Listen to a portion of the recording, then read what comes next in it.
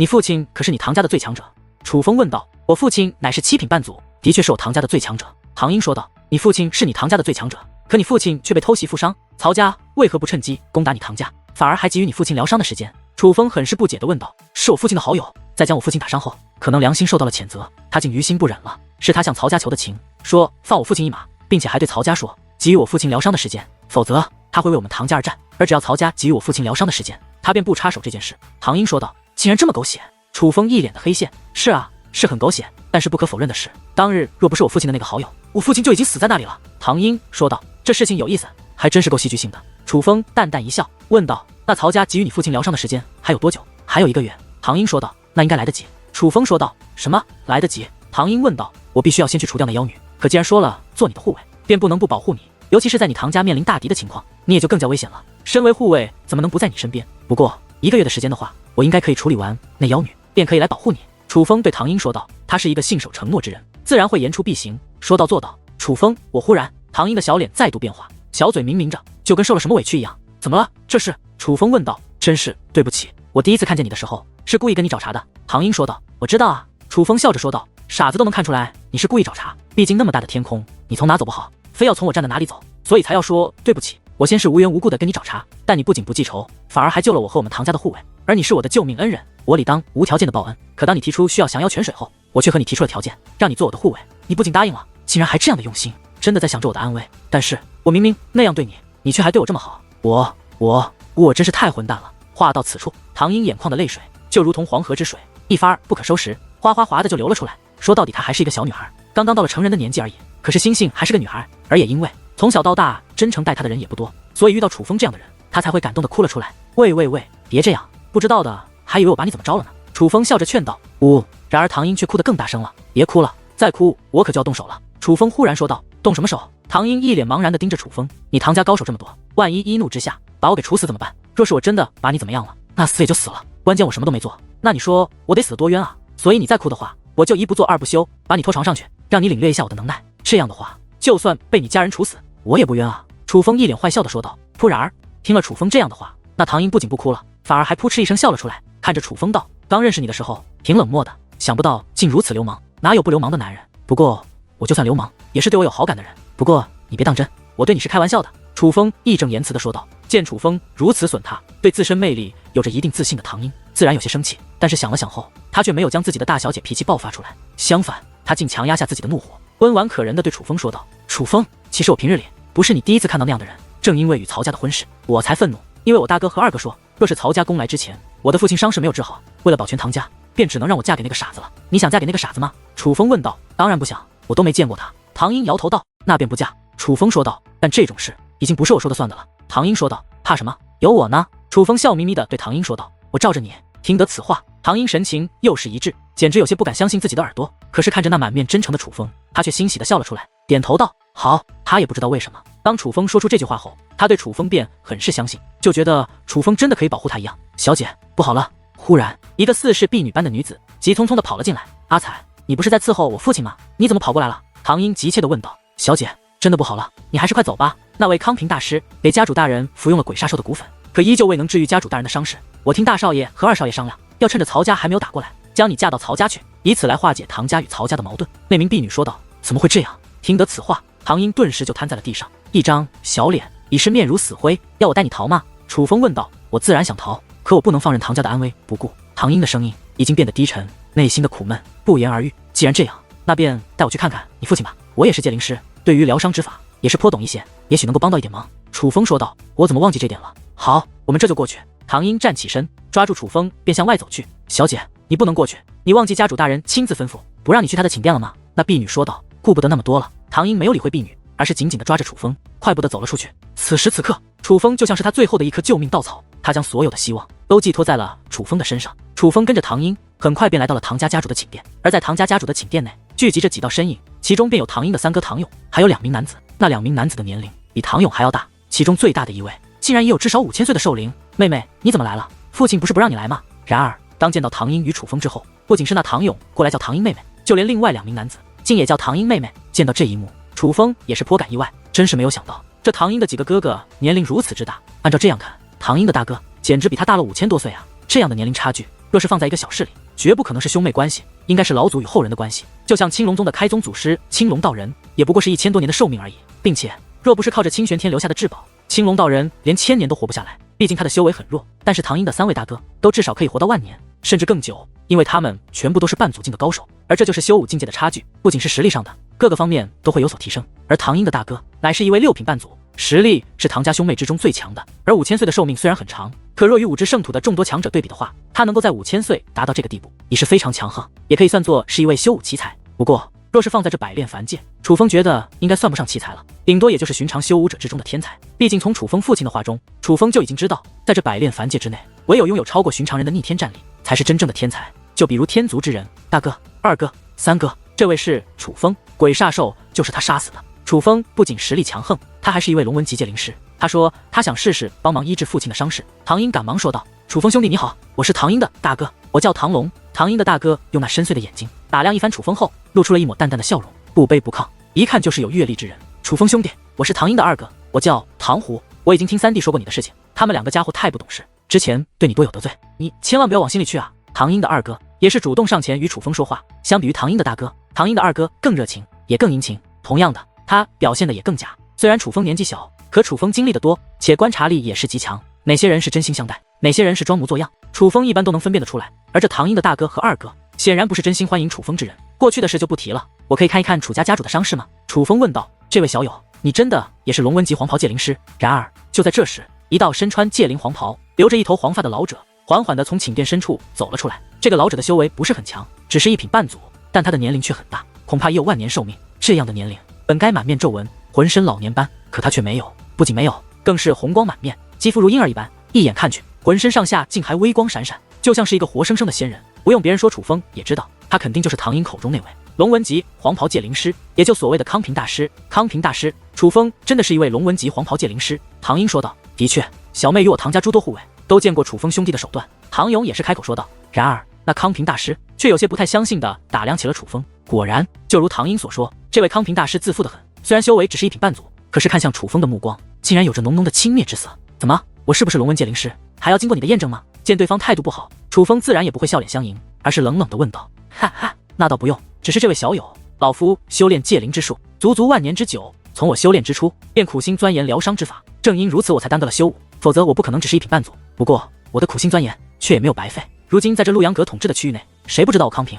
若是别的我不敢说，可若是替人疗伤，那我康平绝对算得上是首屈一指。这唐家家主的伤势太过严重，我不是不能治，只是1个月之内的确无法痊愈，而连我都无法治好的伤。这位小友，你真的确定要试试吗？”康平大师对楚风问道。“你治不好的伤，其他人便治不好了吗？”楚风反问道。楚风此话一出，那康平大师便神色一动，目光中涌现出一抹不悦之色。不过他的不悦却并没有表现出来，反而是笑着说道：“这位小友若是要试，我自然拦不住。只是话到此处，康平大师看向了唐家4兄妹，说道：“你父亲的伤势很严重，已经伤及灵魂，我费尽心力用尽阵法才将其稳住。虽然1个月之内无法恢复，但命总归是保住了。不过若是有人擅自出手，破坏了我做的一切，搞不好你的父亲会因此丧命，那个时候我可不负责。”这个听得此话，唐龙、唐虎、唐勇3兄弟都目露为难之色。事关他们父亲的性命，他们自然不敢让楚风乱来。楚风兄弟，你的好意我们心领了，不是我们轻看你，只是康平大师的确对疗伤之法极有研究，所以还是听他的吧。一番犹豫后，唐龙笑着对楚风说道：“只需1个时辰，我便可以让你父亲痊愈。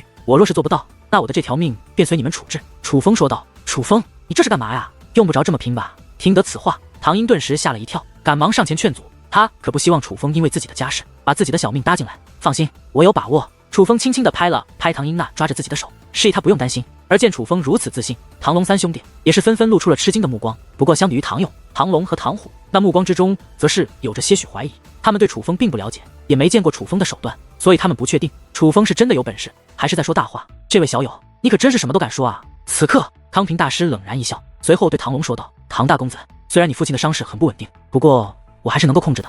既然这位小友这么有自信，不如便给他一个机会。”康平大师，真的可以吗？唐龙目露为难之色，他是真的信不过楚风，只是毕竟也是活了几千年的人物，他自然看得出来，康平是想让楚风死，所以才让楚风出手的。但是他可不想拿自己的父亲做实验品。大哥，让楚风试试吧。难道你真的想让我嫁到曹家吗？现在父亲身负重创，难以医治，是曹家灭掉我唐家的最好机会。就算将我嫁过去，曹家也很未必不会放过我们唐家的。唯有在1个月内让父亲的伤势好转，我们唐家才有机会。唐英也是劝道。唐龙仍然很是为难。陷入了沉思，可能是觉得唐英的话很是在理，于是最终还是对楚风说道：“楚风小友，望小心行事，放心。”楚风说话间，便穿过几人，来到了一座寝殿深处，在那里有着一张特殊的床，这床乃是结界阵法结合万众草药制成，是专门疗伤用的。此刻在那床上便躺着一名老者，这老者头发稀少，浑身满是皱纹，皱纹上又布满老年斑，幸亏还有呼吸，否则与干尸几乎没有差别。这个老者的年龄相信已经超过万年之久，就算伤势可以治愈，他也活不了多久了。而他的修为却不弱，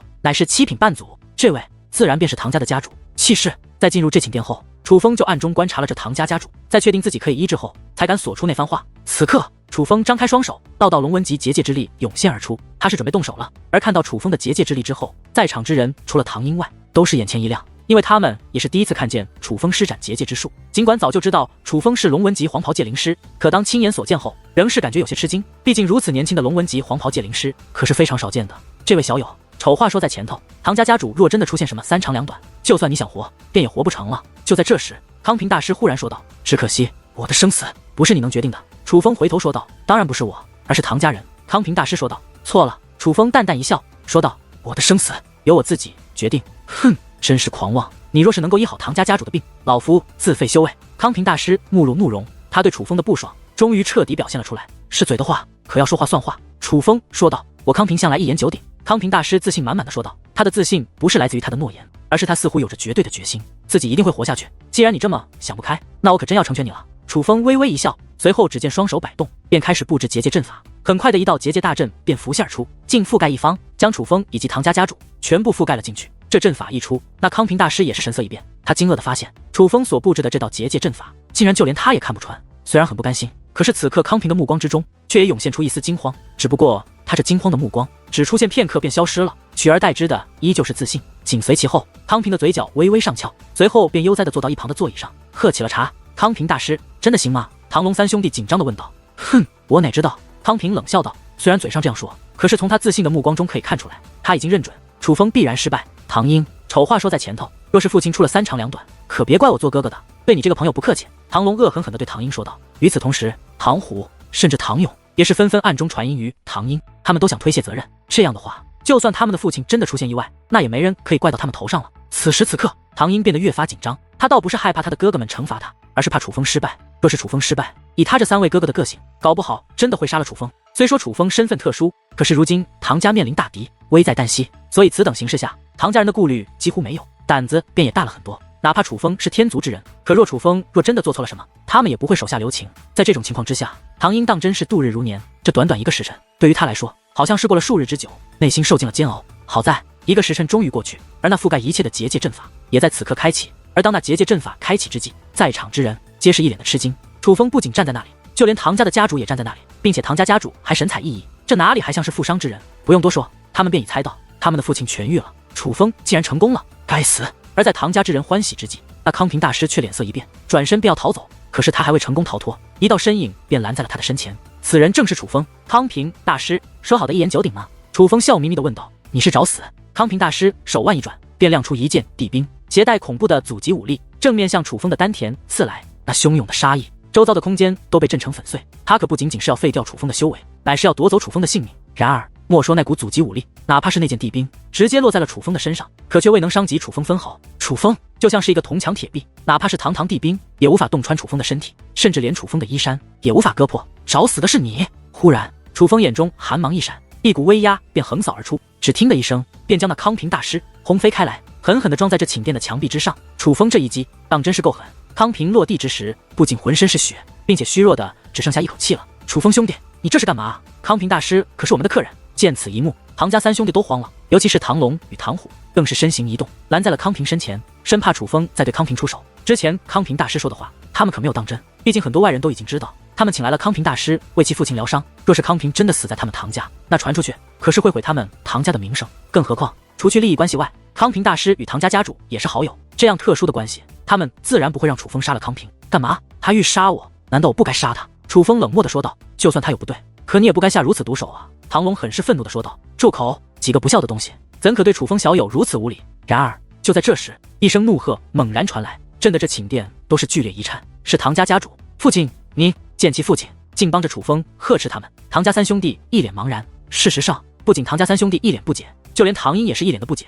他们非常清楚，康平大师与他们的父亲关系非同一般，乃是多年至交。就算楚风治好了他父亲的伤势，可是以康平与其父亲的交情，他父亲也应该帮着康平说话才是。怎么现在他们的父亲竟然帮着楚风说话？康平，枉我拿你当朋友，想不到你竟然帮着拿曹家，如此坑害于我。而四兄妹不解之际，唐家家主则是将那杀气腾腾的目光投向了康平。康平大师，你究竟对我父亲做了什么？听得此话，唐龙与唐虎顿时脸色大变，他们已经从自己父亲的话语之中听出了事情的不对，一个个拔出自己的兵器，便对准了康平大师。与此同时，似乎是听到了动静，唐家一大群半祖级的护卫冲了进来，纷纷拔出了地兵，对向了康平。值得一提的是，唐家大公子唐龙的所使用的兵器，并非是地兵，竟是一件半成祖兵。虽然品质不是非常优质，甚至不如楚风自己炼制的岩浆帝君剑，但却也的确是半成祖兵，那种威势远强于地兵。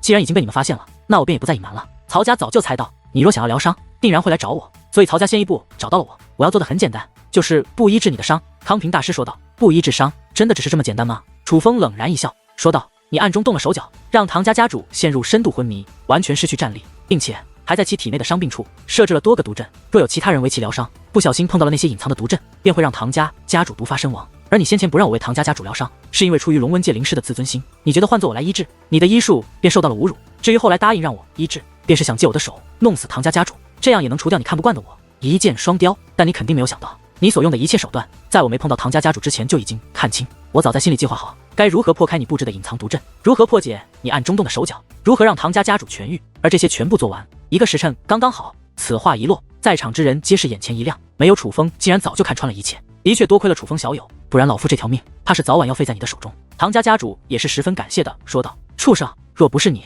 老夫计划已成。忽然康平眼中闪过一抹寒意，竟还要对楚风出手。然而他刚散发出杀意，还未真的出手，两道鲜血便自其体内喷涌出。是唐龙与唐虎两兄弟，二人各自使用手中兵器，分别穿透了康平的身体，将他钉在了墙上。哈哈，人为财死，鸟为食亡，动手吧。康平自知难有活路，也不求饶，反而放声大笑。枉我们尊你为前辈，你竟然如此坑害我父亲，杀你都难泄我们心头之恨，必须好好的折磨你才行。唐龙此话一落，随后手中的半成祖兵一颤，一股奇异的力量灌入康平体内，那康平便开始发出撕心裂肺的惨叫声。好了，罗儿，虽然他对我不仁，但我不能对他不义，看在多年的交情上，让他痛快的死吧。唐家家主说道。唐海川，你少假仁假义，当初在太古兽的遗迹内，你做过的好事，别以为我不知道。若不是你，我……康平话还没有说完，身体便爆炸开来，直接化成了一片血雾，被杀了。不是被唐龙、唐虎两兄弟所杀，而是被唐家家主所杀，真是给脸不要脸。杀了康平之后，唐家家主恶狠狠地说出了这样一句话。这样一幕发生，唐龙三兄弟是一脸的畅快，他们都觉得康平该死，但是唐英则是一脸惊讶，有些想不通，为何自己的父亲先前还说要留康平全尸，但眼便亲手将其轰成粉碎。此刻楚风表面没有任何变化，但是内心对着唐家家主却也有了一个全新的认识。很显然，康平今日暗中坑害唐家家主也不是没有原因的，很可能是当年唐家家主便做过对不起康平的事，康平怀恨在心，只是隐忍不发。而如今唐家家主身负重伤，曹家又做他的靠山，他便找到了报复唐家家主的机会。由此可以看出，这唐家家主也不是什么好货色，与那康平乃是一丘之貉。但哪怕如此，楚风却也要救这唐家家主，不为别人，为了唐英，楚风也要这么做。你们三个还不向楚风小友认错？若不是楚风小友，我就被那康平给害死了。而你们三个先前竟然还阻拦楚风小友为我疗伤，简直愚蠢透顶。唐家家主愤怒地对唐龙三人呵斥道：父亲，是我们三人愚钝，楚风兄弟先前多有得罪，还望多多包涵。唐龙三人一脸羞愧，先是对其父亲认错，随后便对楚风鞠躬道歉。无妨，都能理解。楚风淡淡的笑道：楚风小友，这次真是多亏了你，若不是你，不只是我，恐怕我们唐家都……唉，楚风小友，你小小年纪便有如此修为，且还拥有如此精湛的戒灵之术，不知是哪座天族培养出了你这样优秀的天才？唐家家主问道。我若说我没有家族，你信吗？楚风反问道。哈哈，信，这有何不信？唐家家主哈哈一笑，他自然知道楚风说的是假的，但却也明白楚风是不想告诉他，于是识趣的他倒也是没有继续追问。只是楚风小友，你不仅救了我的命，也等于救了我唐家，我必须要好好感谢你才是。你想要什么，尽管与我说，只要我唐家有的，绝不吝啬。唐家家主说道。无需其他，只要多给我一些降妖泉水便可。楚风说道。降妖泉水。听得此话，唐家家主一愣，有些不明白楚风为何要这种东西。降妖泉水虽然珍贵，可毕竟只能对付妖女，对寻常来说根本没有什么用处。父亲是这样的见状，唐英才上前说话，将楚风为何需要降妖泉水的事情告诉了唐家家主。既然如此，你们还愣干什么？还不快去命人准备降妖泉水？唐家家主说道。家主大人，其实小姐命人准备的降妖泉水已经准备好了，只是他们不敢送入您的寝殿，正在殿外等候小姐呢。见状，一名护卫抱拳说道。快让他送进来。唐家家主问道。随后便有一个奴仆走了进来，而他的手中的确拿着一个特殊的瓶子。楚风接过瓶子，打开一看，其中果然有着一些特殊的泉水。楚风虽然是第一次看见这种泉水，但他觉得这应该就是那降妖泉水。此刻，楚风也是心中一喜，他总算是看到了能救王强的希望。多谢了。楚风收好降妖泉水，先是对唐家家主道谢，随后便对唐英说道：“我先去除了那妖女，回来后我会兑现承诺，做你1个月的护卫。唐龙、唐虎，准备人手，随楚风小友去除了那妖女。”唐家家主下令说道：“不必了，我一人足矣。”楚风说道：“在他看来，这唐家上上下下，除了这唐家家主之外，没有一个比他强的。而这唐家家主肯定要坐镇唐家，不可能去帮他除掉妖女。与其带着一大堆拖油瓶，楚风还不如自己去。只是楚风小友，你一个人，恐怕唐家家主有些放心不下。父亲您就放心吧，楚风连鬼煞兽都能杀死，那妖女再强，也未必是楚风对手。”唐英得意地说道。得知此事，唐家家主也是目露惊讶之色。虽然天族之人都很强，但他显然也没有料到楚风会强到连鬼煞兽都能杀死。毕竟他也知道，那鬼煞兽可不是寻常的存在。既然如此，那便祝楚风小友一路顺风。唐家家主说道：“大少爷，不好了！”然而就在这时，一位半祖级的老者急匆匆地跑了进来。而当这位老者跑进来，看到了唐家家主之后，顿时面色大喜，无比慌张的脸上露出了一丝喜色。“家主大人，您竟然痊愈了，这可太好了！这是天不亡我唐家呀！”那位老者说道。“发生什么事了？”唐家家主看出情况不对，不由得追问道。“家主大人，曹家违背诺言，提前率领大军攻打我唐家。现在曹家大军已经兵临城下，正在封锁我曹家，就要攻城了。”那位老者说道。“什么？”听得此话，在场的所有人都是大吃一惊。而就在这时，外面忽然传来阵阵轰鸣，有人在攻打唐家的防御结界。见状，楚风赶忙动用天眼向外观望后，便发现密密麻麻的人影已经涌入这座城池，自四面八方将唐家围了个严严实实。其中强者众多，尤其为首的一位老者，年龄与唐家家主相差不多，是一个瘦如干柴的老头。这个老头不仅瘦，身材还很矮小，也就1.6米的个头，比一般的女子还要矮。可这个老头的双眼之中却绽放着精明的目光，并且他所散发的威压乃是磅礴的7品半祖。不用别人说，楚风也能够猜到，那位定然便是曹家的家主。而眼下这位曹家家主正首当其冲的不断轰击着唐家的防御阵法，半成祖兵的祖威，在他这位7品半祖的施展下，可谓相当恐怖。唐家的防御阵法已经出现了道道裂痕，将难以支撑。忽然之间，一声巨响传来，那曹家家主已经轰碎了唐家的防御阵法。曹家众将听令，凡是唐家子嗣者，杀无赦！遵命！轰破防御阵法之后，曹家家主便怒喝一声，紧随其后数万精锐便跟随曹家家主进入了曹家。人还未知，道道强横的祖威已是横扫而来，无数宫殿与高塔被轰成粉碎。只在那一瞬间，便有数千名唐家之人死于非命。唐家所有喘气的都给我应战！见状，唐家家主也是怒喝一声，随后拔空而起，便向天际冲击而去。唐海川，你居然没事！而见到唐家家主出现，曹家众人也是一脸吃惊。言而无信的小人，说好的1个月实现，难道你是当屁放的吗？唐家家主怒意滔天，一边辱骂曹家家主，一边手持半成祖兵向曹家家主攻去。与此同时，曹家的精锐部队也是纷纷掠空而起，与曹家之人站在了一处。言而无信，你有违婚约在先，还敢说我言而无信？你还要脸吗？曹家家主冷声说道。你就不怕赵成兴吗？唐家家主说道。赵成兴，那个偷袭你害你身负重创的家伙吗？实不相瞒，我之所以敢来对付你唐家，就是因为我已经事先将他给宰了。今日你唐家必灭！曹家家主此话一响，虚空一颤，就仿佛他有着绝对的自信，肯定会灭掉唐家一般。大言不惭！唐家家主气得脸色发红，攻势也是随之越来越凶。但是曹家家主却是丝毫不惧，二者交战之势席卷天地，旁人根本不敢靠近。楚风兄弟，劳烦你保护一下我的小妹，找机会送她离开此处，拜托了。唐勇说完此话，便御空而起，加入了战圈之中。楚风，我们该怎么办啊？唐英神色慌张地看着楚风。别慌，你唐家未必会败。楚风说道。真的吗？唐英感觉难以置信。我已经观察过了，曹家实力虽强，可唐家却也不弱。从人数以及均衡的实力来看，唐家与曹家乃是不相上下，所以唐家未必会败。楚风说道。可是据可靠线索，曹家的兵力的确强于我唐家才是啊。唐英仍是不肯相信。只有一个可能，那就是曹家在来你唐家之前，真的对付了你父亲的旧友，这才导致他们兵力受损了。楚风说道。不错，分析得很好。不过只要有我在，唐家便必然会败。然而就在这时，阵阵掌声响起，与此同时，一道淡淡的声音也是随之传来。这个人身穿曹家服饰，长得是一副青年的面孔，但楚风一眼就看出这个男子至少活了也有几百岁。这名男子的修为也是不弱，乃是4品半祖，并且他的气息比寻常的4品半祖要强横得多。他是一位拥有逆天战力的存在，虽然只是逆战1品，可也比寻常的半祖要强，真是好大的口气。楚风讽刺的一笑，虽然对方是4品半祖，且拥有逆战1品的战力，但楚风却完全不将他放在眼中。虽然楚风不怕，可是唐英看到这位男子后，却是吓得小脸苍白，连连后退，就像是看见了魔鬼一般。楚风能够感受到唐英浑身上下皆在瑟瑟发抖。哈哈，看来你不知道我是谁。那位男子大声笑道。我管你是谁。楚风说道。哈哈，真是年少无知啊。对于楚风的话，那男子也不生气，反而是笑着看向了唐英，说道。唐英，你告诉这个无知的家伙，我究竟是谁？而听得此话之后，唐英竟猛然推开楚风，大声说道。楚风，你快逃，不要管我！见唐英竟有如此剧烈的反应，楚风也真是倍感意外，意识到了这个男子可能真的有些不同寻常。但楚风依然淡定如初，笑着对唐英说道：“你忘记我是你的护卫了，怎么可能丢下你不管？”可是楚风听得此话，唐英顿时一脸的感动，可仍然很是担心楚风。没有，可是不管是什么人对你产生了威胁，我都会保护你。楚风说道。哟，这可真是深情款款啊！难怪这唐英不肯嫁入我曹家，原来是和自己的护卫有了一腿。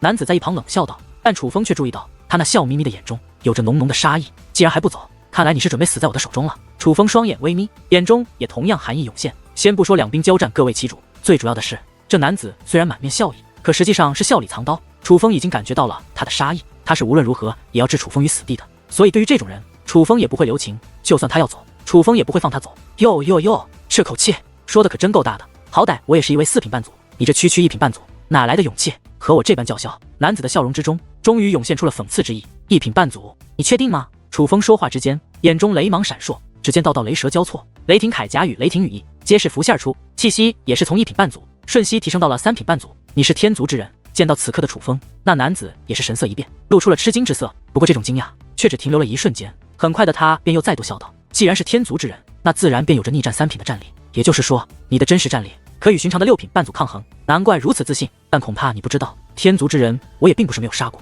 千万不要以为你是天族之人我就会放你一马，因为我可是曹家的3公子，大名鼎鼎的曹宇轩。这最后一句话，那男子忽然大声呼喊起来，声音几乎传遍整个唐家，就连城外的人都能够听到。曹宇轩，听得这3个字，无数唐家的高手都是神色一变，不由得将目光投了过来。竟然真的是他怎么来了？而当人们用各种手段投过遥远的距离，确定那男子的身份之后，脸色则是变得越发难看起来。注意到唐家人的反应，楚风也是察觉到了一丝不对，于是对唐英说道：唐英，不妨与我说说这曹宇轩的事。楚风，他叫曹宇轩，是曹家3公子，一位天赐神体。别看他只是4品半祖的修为，可却拥有逆战1品的战力，且他的天赐神体可以提升1重修为，将真实战力打到6品半祖。他是曹家2万年以来最强的天才，我大哥曾与其交手，可只是一击便被其击败了。最重要的是，他是陆阳阁的人，陆阳阁阁主收下的3位亲传弟子之一，在陆阳阁也是有着极高的地位，哪怕是我父亲也不敢对他不敬。本来他是在陆阳阁内闭关的，且也说过不参与唐家与曹家之间的争斗，但是现在显然他违背了之前所说的话，他是要参加这场争斗了。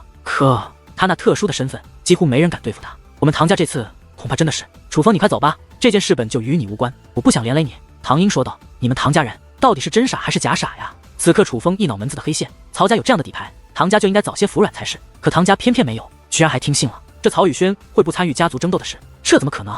那可是他的家族，难道他会放任自己的家族生死而不管吗？他会放着自己那特殊的身份而不用吗？此时此刻，楚风不得不佩服这曹家人的智商了，因为总体来说，他们这智商还真是够低的，也难怪与曹家的争斗会处处被动，落得今日这步田地。可是向来陆阳阁只要说不参与，便不会参与，谁曾想这曹宇轩竟然……唐英一脸委屈，笨蛋，曹宇轩是曹家之人，岂会不管曹家生死？楚风一脸无奈，哟，听这语气，看来是怕了。若是怕了的话，现在便可以滚蛋，还可以饶你不死。不过你放心，就算你现在滚蛋，我也不会杀了这唐英。唐英好歹怎么说也是和我弟弟有婚约之人，虽然我曹家不会再娶这唐英，但也不会杀了他，我会让他到我曹家当奴隶，成为我曹家众奴仆的玩物。唐英，我会让你知道悔婚的代价。曹宇轩笑眯眯地盯着唐英，眼中涌现出浓浓的寒意。废话说完了吗？楚风平静地问道。说完又如何？没说完又如何？曹宇轩说道。若是说完了，就要送你上路了；若是没有说完，那你便再也没有机会说了。忽然楚风动了，掌心一翻，直接将岩浆帝君剑施展而出，攻向了那曹宇轩。来吧，自负的天族之人，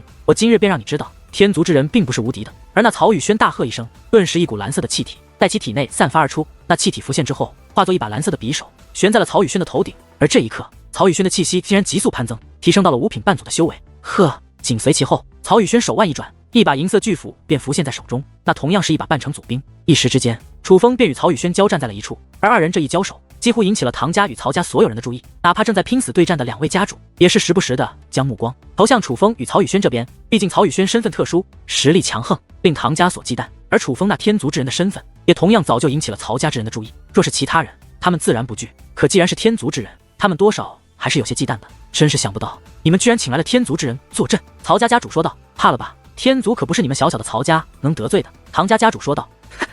我们曹家自然不敢得罪一个天族，可是我们的宇轩却可以。不要忘记，我家宇轩可是击杀过天族之人的，谁让为他撑腰的？是陆阳阁的阁主。曹家家主得意地说道。那位小友也姓楚，你就不怕他是楚氏天族的人吗？唐家家主问道。笑话，楚氏天族之人那般高贵，你这区区唐家岂能请得到？曹海川，不要痴心妄想了，你今日会被我所杀，你唐家会被我曹家所屠，就算那个天族的小鬼也会被我儿子曹宇轩所杀，你们所有人都是必死无疑。唐家家主恶狠狠地说道。曹家家主此话说得很是响亮，几乎所有人都听见了。而他此话一出，曹家之人竟然战意倍增，一时之间有了压倒唐家之势。显然他们是被自家家主的这番话所激励了，觉得他们今日必然会胜。而就在这时，忽然一声巨响传来，在这声巨响传来之后，所有人都是将目光投向了楚风与曹宇轩所在的地方。这不可能！而这一看，几乎所有人都是目瞪口呆，神情大变。若要用一句话形容，那么此刻所有能够注视到楚风这边的人都被惊呆了，尤其是曹家家主，那对自己儿子有着绝对自信的他，更是难以接受眼前的事实。曹宇轩这位曹家的骄傲败了，刚刚与楚风交手，不过片刻的功夫，他便败了。此刻他就倒卧在地上，手中的半成祖兵已经落到了楚风手中，可他却根本没有能力夺回，因为眼下的他不仅浑身是血，更是气息卑微，身体不断颤抖的他已经彻底失去了战力，唯一能做的便是恶狠狠地盯着楚风。早知你如此没用，我便不该从一开始就使尽全力，你真是让我失望。楚风说的是真心话，听唐英那样说起，又见众人的反应，楚风还真的觉得眼前的曹宇轩会是一个绝世奇才，实力相当撩的，所以楚风不想浪费时间，也不敢大意，一开始便亮出了半成祖兵，且施展出了地境武技。可是结果就是在二人的真实战力都在与寻常6品半祖相同之际，楚风轻松获胜，曹宇轩竟然败了。而此刻人们也终于相信了眼前的事实，一个个的看向楚风的目光越加的刮目相看，尤其是唐家之人，他们真的没有想到楚风会如此之强，强大到能够击败曹宇轩。毕竟他们同效力于陆阳阁，对于曹宇轩的实力还是很有了解的。同等实力之下，曹宇轩几乎少有敌手。当年他们唐家的大公子与这曹宇轩交手，更是惨败。而他们的大公子修武已有5000多年，可是曹宇轩才修炼了几百年，由此便可以看出二者天赋的差距是何其之大。如果说先前曹宇轩的出场让唐家人极度郁闷，那么此刻曹宇轩败给楚风，则让唐家人感觉畅快淋漓。一时之间，各种声音响彻不断，甚至有胆大的唐家人开始羞辱曹宇轩，也不过如此。混账小子，将我的半成祖兵还给我！曹宇轩怒火中烧，指着楚风大喝道：“你知道什么叫做战利品吗？这半成祖兵便是我击败你所应得的战利品。”楚风说话之间，掌心在那半成祖兵上一抹，扑曹宇轩顿时一大口鲜血便喷洒而出。此刻他的气息竟比现在还弱，就像是一个将死之人。你这畜生，竟然斩断了我与半成祖兵的联系，我和你没完！曹宇轩使尽全身的力气，起身便向楚风扑了过来。然而此刻的他哪里是楚风的对手？楚风抬腿一脚，只听砰的一声，便将曹宇轩踹倒在地。随后楚风手握岩浆帝君剑，指着曹宇轩的丹田，看向曹家家主所在的方向，大声喝道：“曹家立刻束手就擒，否则我就杀了你们曹家的3公子！”痴心妄想！曹家家主说道。楚风将手中的岩浆帝君剑猛然一挥，便将曹宇轩的一只手臂斩切开来。呀！手臂被斩，曹宇轩便发出凄厉的惨叫。他如此痛苦，并非只是断臂之痛，而是楚风那一剑下去，连他的灵魂都受到了牵连，一种难以忍受的痛苦在他的断臂处折磨着他。宰了你！见楚风竟然真的出手，曹家家主顿时杀意滔天，掌心一动，顿时滚滚祖威向楚风压迫而来。然而那祖威刚刚出现，便被另一道祖威压制了下去。是唐家家主楚风小友，来我唐家贵客，岂能容你曹家伤他？唐家家主冷声说道。唐海川，我儿若有3长2短，不用我曹家出手，陆阳阁便会亲自灭了你唐家！曹家家主愤怒地咆哮道。而听得此话，唐家家主的脸色也是微微一变，他自然知道曹宇轩的特殊身份，他唐家可以杀曹家任何人，但是曹宇轩却是他们万万不能杀的。只是若放任曹家对付楚风，那么待楚风死后，他唐家恐怕也是在劫难逃。一时之间，他陷入了两难，打伤你儿子的是我楚风，折磨你儿子的也是我楚风，此事与唐家无关。你若要报复，冲我楚风一人来便好，我楚风奉陪。楚风大声说道。楚风，你！这一刻，莫说是唐英，就连其他唐家之人也是露出了惊讶之容，他们真是没有想到楚风会如此讲义气，竟然将所有责任都担了过去呀！而就在这时，那曹宇轩又是一声惨叫传来，楚风竟将他另外一只手臂也给斩了下去。畜生，你可知我是谁？他乃陆阳阁阁主的亲传弟子，你居然敢伤他，你必然要吃不了兜着走！曹家家主再度喝道。陆阳阁阁主很了不起吗？楚风冷然一笑，若是其他势力，楚风或许会忌惮，但是那陆阳阁阁主乃是处世天族之人，楚风对处世天族之人本就多少都有着一些不满，而得知那陆阳阁阁主的所作所为之后，楚风对那陆阳阁阁主更是非常的看不惯，所以他们拿陆阳阁阁主威胁其他人也许可以，但是威胁楚风却是什么用都没有。你叫楚风是吧？我问你，你可是处世天族之人？曹家家主问道。不是。楚风毫不犹豫地给出了答案，因为现在的他的确不是处世天族之人，不是就对了。我猜你不也不可能是，但我相信你应该知道处世天族是何等存在，那可是上界的主宰，不管你来自哪个天族，都无法与处世天族的人相比，而陆阳阁阁主便是处世天族之人。曹家家主说道。楚风笑了，他真是没有想到处世天族在这百炼凡界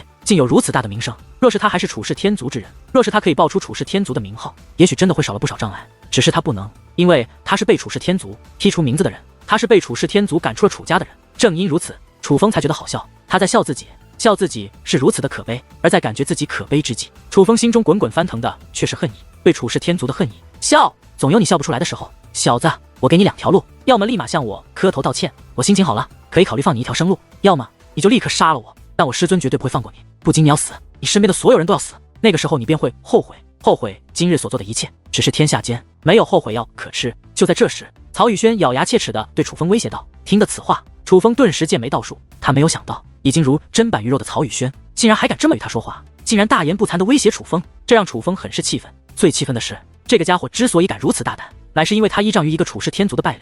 你觉得我不敢杀你？楚风将岩浆帝君剑指向曹宇轩，如果你真的考虑后果的话，那么你便绝对不敢。曹宇轩恶狠狠地说道，眼中竟然散发着绝对的自信。然而他话音刚落，楚风的岩浆帝君剑便猛然刺下，一剑穿心，祖威滔天。当那火焰升腾之际，只在瞬间便将曹宇轩烧成了灰烬，死的不能再死。看来你想错了。楚风以冰冷的语气说道。眼见着楚风竟然将曹宇轩杀死，所有人都是神色一滞，无论是曹家人还是唐家人，竟全部愣在了那里。在这一刻，就仿佛空气都凝固了，尤其是楚风身后的唐英，更是小脸下的惨白，一张小嘴已经被惊得合不上了。不，而短暂的沉寂之后，曹家家主便发出了歇斯底里、痛不欲生的咆哮。毕竟曹宇轩乃是他曹家多年以来最杰出的天才，曹家几乎所有人都把希望寄托在了曹宇轩的身上，都指望着曹宇轩有朝一日能够让曹家崛起，成为一方霸主。可是现在曹宇轩竟然被杀了，这便等于他曹家的希望也被抹除了。这个结果是曹家人所无法接受，也不愿接受的。真是畜生！我今日非要将你碎尸万段！悲痛的哀嚎之后，曹家家主便发出了冲天的杀意，他也不管唐家家主，身形一转，便向楚风飞掠而来，欲将楚风斩杀。然而曹家家主刚一动身，一道身影便紧追而来，向他发动了致命的攻击。这自然便是唐家家主唐海川，我儿乃是陆阳阁阁主的亲传弟子，如今他被杀，你是要包庇那杀他之人吗？你唐家担当得起这个责任吗？曹家家主被阻拦后，只好拿陆阳阁来威胁唐家家主道，毕竟他也知道，若是唐家家主不肯罢休的话，那么他也是没有机会杀掉楚风的。而那楚风实力那样强横，若是楚风帮着唐家继续斩杀他曹家之人，搞不好他曹家今日将灭绝于此。你乃我曹家大敌，就算没有楚风小友，我也该杀你。更何况楚风是我唐家贵客。唐家家主说道，既然你执意如此，那你唐家便与这畜生一同去死。曹家家主见威胁无用，便开始向唐家发动凶猛的攻击，想要与唐家来个鱼死网破。唐家众将听令，给我将曹家这些外来之人全部斩杀。而唐家家主似乎心意已决，一声令下，唐家人也是战意倍增，与曹家之人再度陷入了激战。楚风，你快走吧！曹宇轩的身份真的非同一般，若是陆阳阁的人来了，你可是要倒大霉的。唐英对楚风劝道，想走怕是来不及了。然而就在这时，一道苍老的声音忽然响起，与此同时，一道老者的身影也是出现在了楚风的身前。这位老者一头黑发，满面狰狞，长得很是吓人，尤其那双眼睛更是杀气腾腾。乍一看，他哪里像是人，明明就像是一只鬼。而当这位老者出现之后，楚风也是眉头微皱，因为这位老者不仅气息强横，乃是一位七品半祖，他的身上所穿的服饰乃是陆阳阁的服饰。很显然，这是一位陆阳阁的人。唐海川、曹阔峰，你们两个还要内斗到什么时候？那位老者出现之后，便大喝一声，震得虚空都是一颤，阵阵回音响彻不断。元稹长老。而看到何谓老者之后，唐家家主与曹家家主皆是神色一变，露出意外之色。元稹长老，这唐家勾结那个天族子弟，杀了我儿，您可要为我儿做主啊！曹家家主说道。元稹长老，休要听他胡言乱语。曹宇轩的确被楚风所杀，但却与我唐家无关。唐家家主开口说道。听得此话，楚风顿时目光一变，他没有想到这唐家家主先前还大义凛然，一口一个说他是贵客，然而看到这陆阳阁的人之后，却立马与他撇开了关系。这认证了楚风之前便有的一个想法，这唐家家主果然不是有情有义的好人。若真要无关，那你便亲手杀了此子，以示清白。只要你杀了此子，那我便作保，让曹家不得再与你唐家为敌。那元稹长老说道。元稹长老，我与曹家本无冤无仇，可他却大举进攻我唐家，害得我唐家死伤惨重，这件事不能就这么算了。唐家家主说道。曹家此举的确不对，可曹宇轩毕竟是死在你曹家，虽不是你曹家之人所杀，可却也与你曹家有关系。这件事你心里清楚。现在给你2条路，要么你就继续保护此子，可你若这样做，便等于是要与陆阳阁作对，你唐家还能存在多久？你心里应该清楚。另一条路，立刻与曹家握手言和，亲手杀了此子，而曹家给你唐家带来的损失，我会请命阁主大人，让曹家对你唐家进行赔偿。元稹长老此话一落，又看向曹家家主，说道。曹家家主，你意下如何？此刻曹家家主满心不甘，可却也不敢忤逆元稹长老的话，只好点头道，若是阁主发话，我可以赔偿唐家，但唐海川必须亲自杀了那个楚风。唐海川，曹家已经表态，接下来看你的。元稹长老对唐家家主说道。楚风小友得罪了。忽然唐家家主眼中闪过一抹寒意，随后竟手握半成祖兵，向楚风飞掠而来。与此同时，唐家众人也是明白了其家主的意思，竟纷纷手握兵器，自四面八方将楚风给围了起来。住手！见状，唐英赶忙张开双臂，挡在了楚风的身前。小英，给我让开！唐家家主已然靠近楚风，不由得大声喝道：“父亲，您不可以这样！楚风是为了我唐家才杀了唐雨轩的，楚风是我唐家的恩人，你若这样做，便是背信弃义。若是传出去，我唐家还有何脸面立足于此？您绝对不可以这样做！”唐英哭着说道：“他真的没有想到事情会变成这个样子。楚风本是为了帮他唐家，才不顾后果杀了曹雨轩的，但是他的父亲，这唐家家主，竟然为了唐家的利益，为了保全唐家，而要亲手杀了楚风，这让他难以接受。唐海川，你这女儿的心已经跑到外人那里去了，为了唐家的未来，我看你应该大义灭亲了。”那元稹长老冰冷地说道，他此刻就像是一个旁观者，并不打算亲自对楚风动手，但却很想亲眼看到唐家家主杀了这楚风。小英，再不让开，你真的要为了一个区区外人与父亲作对这唐家安危于不顾吗？唐家家主一双凌厉的双眼微微眯起，在那眼中竟涌现出了浓浓的杀意。父亲，您唐英哭得越加伤心，他真想不到他的父亲会是这样的人。唐英，让开吧。然而就在这时，楚风却一把将唐英给推开了，不仅将其推开，更是用结界束缚住了唐英。他已经看出来了，若是唐英再不让开，唐家家主这个心狠手辣的老狐狸，怕是真的不顾父女的情分，而亲手会杀了唐英。楚风，你倒是有种，告诉我你是哪个天族的，竟敢杀我家阁主的亲传弟子？元稹长老问道。哼，怎么你也怕了对吗？什么狗屁陆阳阁，搞了半天也会忌惮我的身份，这便是你不肯亲自出手对付我的原因吧？你也怕杀了我，得罪了我身后的势力，对吗？所以你才让唐家和曹家对付我，这样就算日后我身后的势力来讨说法，你也可以找到替到罪羊，从而撇清关系。最可笑的是，这唐家竟然如此愚蠢，竟然还真的愿意做这个替罪羊。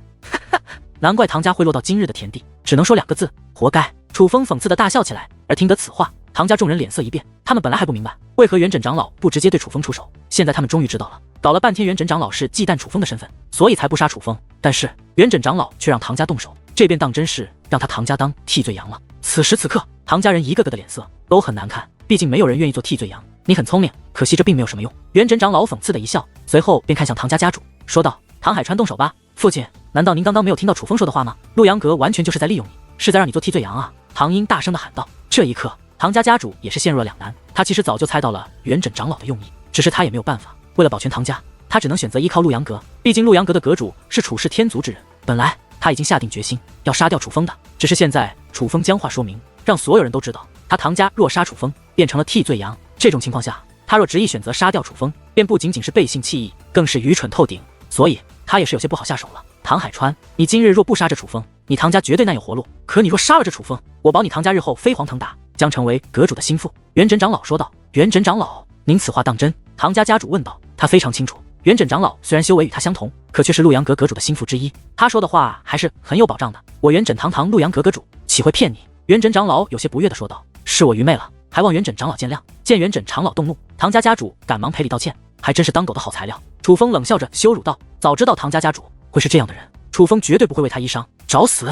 而这一刻，唐家家主手中半程祖兵猛然一指，一道祖威便携带汹涌的杀意向楚风飞掠而去。然而就在这时，一声龙啸猛然响起，楚风不仅躲开了唐家家主的攻击，更是脚踏青龙掠空而去，不仅速度快，威势更是强。唐家众人围成的天罗地网，瞬息便被楚风突破。虽然突破了唐家众人，但唐家四面八方都被结界封锁，楚风一时之间也无法轻易击破。若要逃变，只有一个方向，那便是曹家大军攻进来的地方，毕竟那里已经被曹家的大军给突破了。你哪里走？眼见着楚风向自己的方位飞掠而来，曹家家主怎会坐视不理，手持半程祖兵便向楚风攻了过来。以为你是七品半祖，便拦得住我吗？楚风大喝一声，手握岩浆帝君剑，对着虚空猛然一斩，轰！顿时一道火焰斩击凭空而现，那等力量仿佛要将虚空劈斩开来一般。这可不是寻常的武技，乃是天境武技。见此威势，曹家家主也是神色一变。不管他多么憎恨楚风，可是此时此刻，他却也不得不承认，楚风的实力当真是有些逆天。明明楚风的战力只能与寻常的6品半祖相抗衡，可是此刻他所施展的攻势，却让身为7品半祖的曹家家主感受到了致命的威胁。此等情况之下，任凭是曹家家主也是不敢大意，赶忙也施展出天境武技来抵挡楚风的攻击。两道天境武技相互碰撞，顿时化作汹涌的涟漪，滚向四面八方。可是这种对撞却是胜负未分，你们父子2人都要死于我手。一击之后，楚风不但没有趁机逃走，反而再度施展出天境武技，又向曹家家主攻了过去。大言不惭，曹家家主也不甘示弱，同样手握半程祖兵，向楚风攻了过去。2人还未真的接近，汹涌的涟漪便已肆虐天地。可是2人此等交手，竟已然是胜负难分。楚风凭借3品半祖的修为，逆战3品的战力，与一位堂7品半祖站在了一处。这一刻，莫说是唐家之人，就连曹家之人也是一脸吃惊，他们都没有想到楚风会强到这种地步。唐海川，与我联手灭掉此子，我们曹家与你唐家的恩怨不仅一笔勾销，我愿意立刻补偿你唐家。曹家家主大声说道。一开始元稹让他赔偿唐家，他是不甘心的，可是现在与楚风交手，发现楚风竟比他想象中的要强这么多后，他也是有些怕了。而现在元稹长老不会出手，他也只能与唐家家主联手对付楚风了。这可是你说的，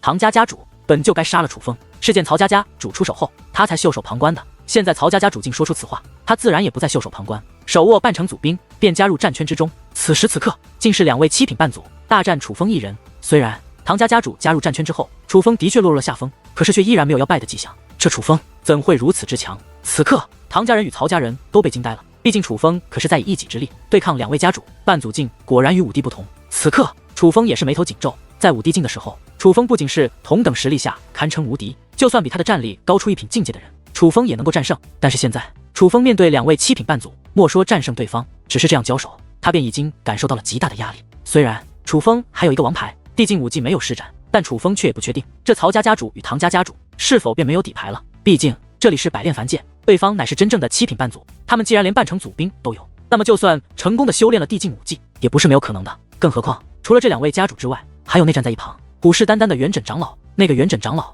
虽然与2位家主一样，同样是7品半祖，但楚风能够感觉到他的气息比唐家家主以及曹家家主都要强。他现在还没有出手，只是不想背负杀死楚风的罪名，不想摊上麻烦。但楚风能够感觉到，他并不打算放出走。若是曹家家主与唐家家主真的无法胜过他，那么那个元稹长老也必然是要出手对付他的。这楚风究竟是何方神圣？眼见着2位家主联手，竟然都无法胜过楚风，那元稹长老也同样眉头紧皱，深邃的目光越发冰冷起来。虽然楚风是天族之人，可以用雷霆铠甲与雷霆羽翼将修为提升到3品半祖，再加上他那逆战3品的战力，可与寻常6品半祖一战。但是据他所知，寻常的天族之人依仗种种手段，就算能够达到楚风这样的战力，能够与6品半祖一战，可却也很难战胜6品半祖。毕竟那是靠血脉的力量而得到的实力，而不是真正的修为。可是楚风不仅轻而易举地斩杀了战力同样达到6品半祖的曹宇轩，眼下更是能够与2位真正的7品半祖一战，这未免太过逆天了一些，已经超出了元稹长老对天级血脉的认识与理解。想到此处，元稹长老身形一动，便开始向楚风与2位家主的战圈靠近。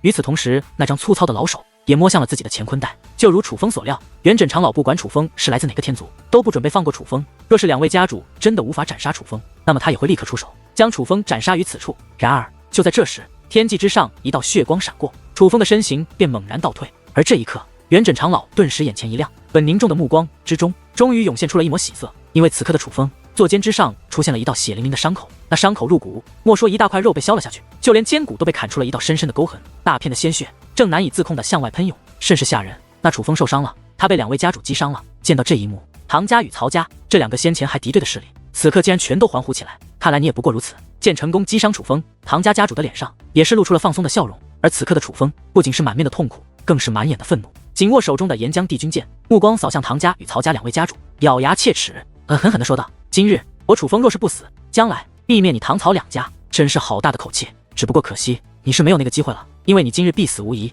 唐家家主此话一出，便再度向楚风发动了攻势，而曹家家主也同样手握半成祖兵，再度向楚风发动了进攻。轰轰，似乎是想乘胜追击，2人竟同时发动了天境5技，2道天境5技，一水一火相互交织，不仅没有减少威力，竟然使得威力大增。来啊！然而暴怒之下的楚风不仅没有闪躲，反而高举手中的岩浆帝君剑，同样施展出了一种风雷交织的天境5技，向2位家主反攻而去。轰隆隆隆，3道天境5技相互交织，那风雷水火4种力量便瞬息化作汹涌的能量涟漪，吞噬那方天地呀！可在那轰鸣震天之时，竟也传来一声惨叫，而那个声音正是楚风的。而这一刻，所有半祖级的高手都是面色转喜。当楚风的惨叫响彻之后，他们已经再也感受不到楚风的气息，尤其是一直锁定着楚风的2位家主，更是能够感受到楚风在发出惨叫之后，身体便4分5裂，爆炸开来。忽然之间，一把火焰长剑从天而降，落在了地上，那是楚风的岩浆帝君剑。见状，唐曹2位家主则是大袖甩动，将那能量涟漪挥散开来。这一刻，在场之人更是为之大喜，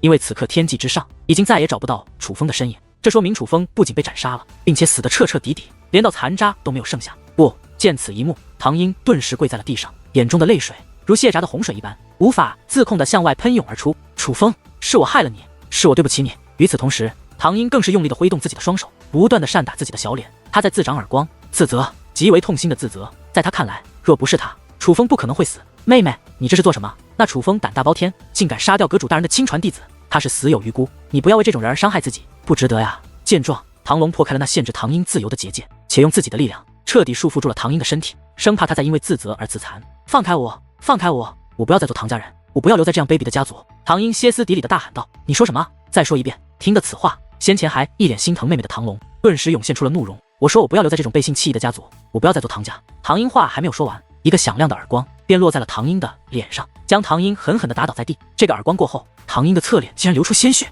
这一巴掌是唐英的大哥唐龙打的，打得比唐英自责的时候要狠上数倍。你这个没出息的东西，你认识那楚风才多久，竟然为了一个外人，连生你养你培养你的家人都不要了？既然你这么不要脸，要为了一个外人离开唐家，那我今天就活活将你打死，免得你再丢我唐家的人。唐龙指着唐英狠狠地说道。